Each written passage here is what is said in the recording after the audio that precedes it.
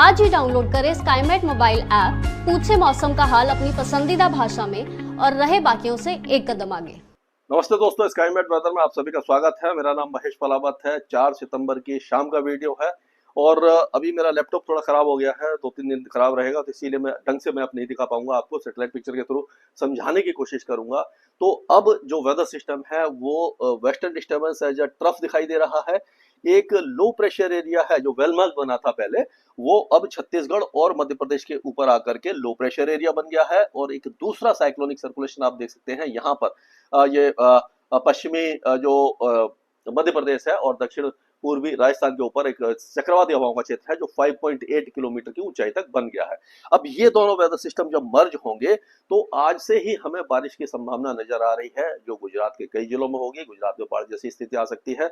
और उससे पहले हम बात कर लेते हैं कि जो पंजाब में जो त्रासदी आई है, यानी पंजाब में आपने देखा होगा कि अभी तक की सबसे ज्यादा भीषण बाढ़ आई है। पंजाब के लोग काफी खुशहाल है और लेकिन हमारी भगवान से यही दुआ है कि ये कैसे भी इन सबकी जो जान बचाई जा सके और नुकसान कम से कम हो। वैसे तो बहुत ज्यादा नुकसान हो गया है, फसलें बर्बाद हो गई है। पंजाब की जितनी भी डिस्ट्रिक्ट हैं, सारी की सारी जो राज्य है, जिले है और राज्य है, सारे के सारे बाढ़ के इम्पैक्ट में आ गए हैं। फसलें पूरी तरह से बर्बाद हो गई हैं, बहुत ज्यादा नुकसान हुआ है। हजारों की संख्या में मवेशी बह गए हैं।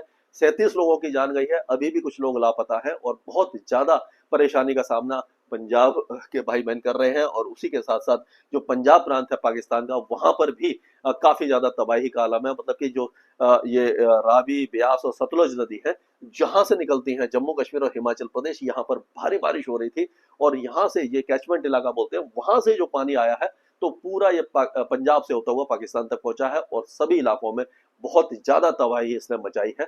और इसके लिए जिम्मेदार हम अपने आप को मानते हैं कि हमने जो प्रकृति के साथ खिलवाड़ शुरू किया है और हम जो ग्रीन हाउस गैसेस का उत्सर्जन बढ़ाए जा रहे हैं, कार्बन डाइऑक्साइड बढ़ रही है, जिससे कि एयर टेम्परेचर बढ़ रहा है और जो इंक्लीमेंट वेदर है यानी कि एक्सट्रीम वेदर इवेंट बढ़ रहे हैं। आपने देखा होगा बादल फटने की घटनाएं लगातार हो रही है, भारी बारिश हो रही है।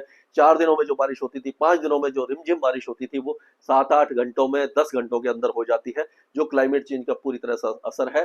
तो जब इतनी ज्यादा मात्रा में बारिश एक जगह होती है तो वो सारा पानी जो है वो नदियों में आ जाता है और नदियां उसको क्योंकि झेल नहीं पाती, क्योंकि नदी का जो तटबंध है वो टूट जाता है और खेतों में, गांवों में और खलिहानों में सब जगह पानी बह जाता है। तो उसी तरह का आलम यहाँ पर दिखाई दे रहा है।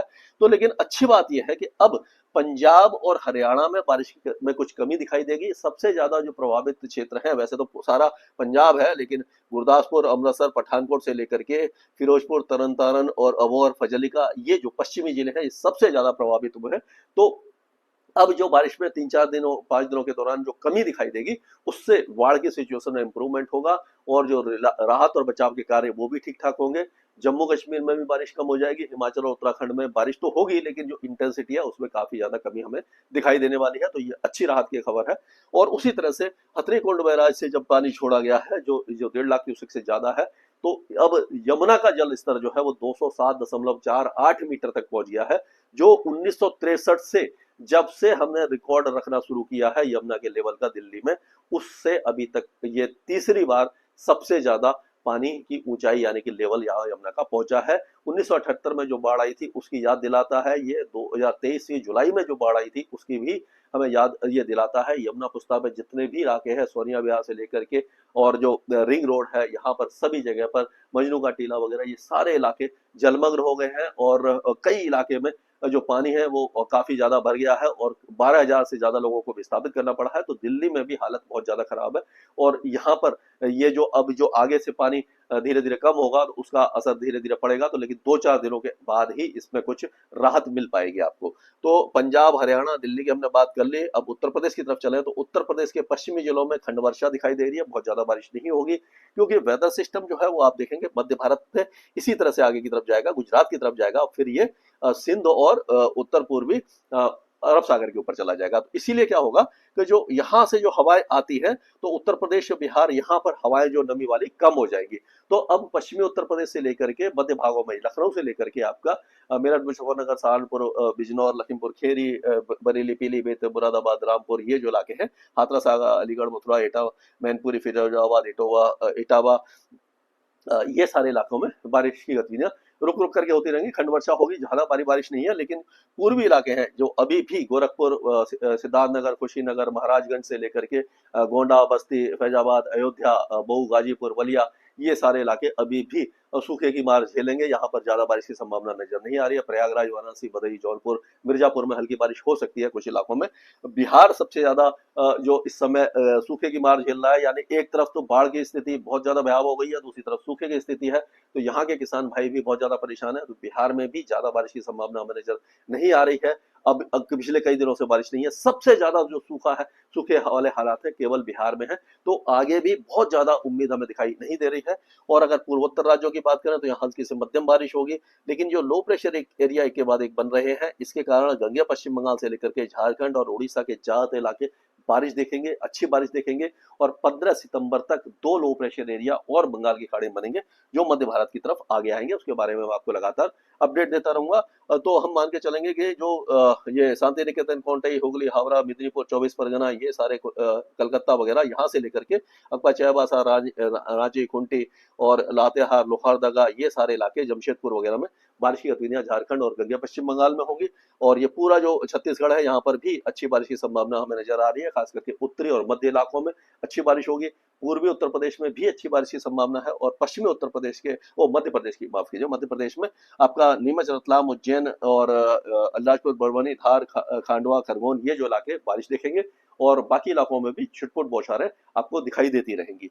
अब अगर राजस्थान की बात करें तो आज राजस्थान में जोधपुर, सिरोही, पाली, नागौर और ये जो इलाके हैं, जैसलमेर, चूरू, बीकानेर, ये सारे इलाके बारिश देख रहे हैं। यहाँ पर बारिश की संभावना बनती जा रही है। नोखा वगैरह में भी बारिश हो रही है, बीकानेर में, और जयपुर, अजमेर वगैरह में भी चांसेस दिखाई दे रहे हैं। टोंक और ये उसके आसपास के इलाकों में बारिश है। उदयपुर, चित्तौड़गढ़, राजसमंद, डूंगरपुर, बांसवाड़ा से लेकर के भदोही, ये बाकी इलाकों में बारिश की गतिविधियां हैं। जैसलमेर के कुछ इलाकों में बारिश है। लेकिन अब जो बारिश की गतिविधियां होंगी वो दक्षिणी जिलों में ज्यादा होंगी, यानी कि सिरोही, पाली, नागौर से लेकर के ये चित्तौड़गढ़ और ये उदयपुर, राजसमंद, डूंगरपुर, बांसवाड़ा, ये सिरोही, पाली, ये बारिश देखेंगे। और पूर्वी इलाके भी बारिश देखते रहेंगे। पश्चिमी इलाकों में बारिश की संभावना आगे जाकर के कुछ कम हो जाएगी।